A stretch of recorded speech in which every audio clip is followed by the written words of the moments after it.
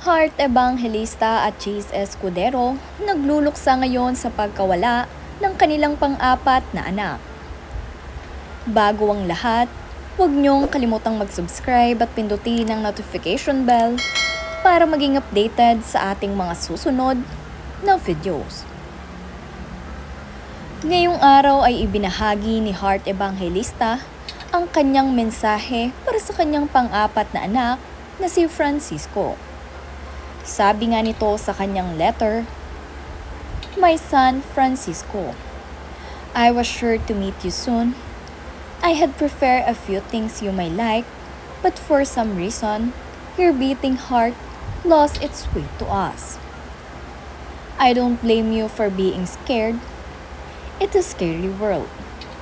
But I would like to let you know I was prepared for you.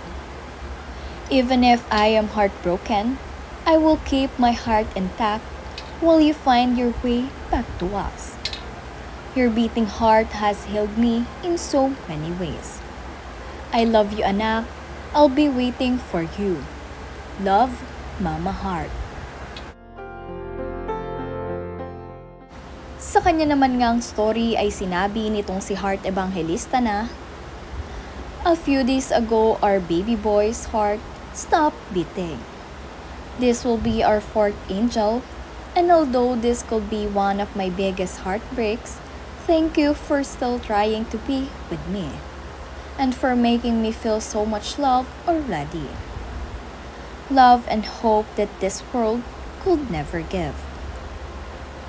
I love you, Francisco. I shall keep my heart intact while you find your way back to us. To all mothers, for moms, mothers to friends, thank you for your heart and all the women like me going through same struggle.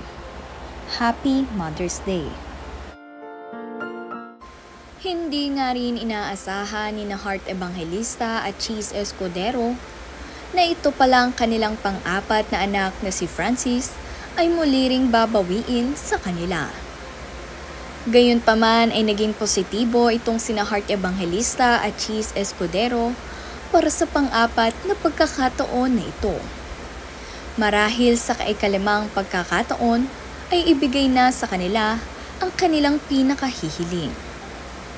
Kung inyong ang matatandaan ay kaka-renewal of vows pa lamang nila ngayong taon. Kaya naman nakakalungkot talaga na nawala ang kanilang pinakahihintay. Ngunit maghintay lamang at patuloy na maniwala, Heart at Chase, sa poong may kapal at ipagkakaloob din ito sa inyo sa takdang panahon.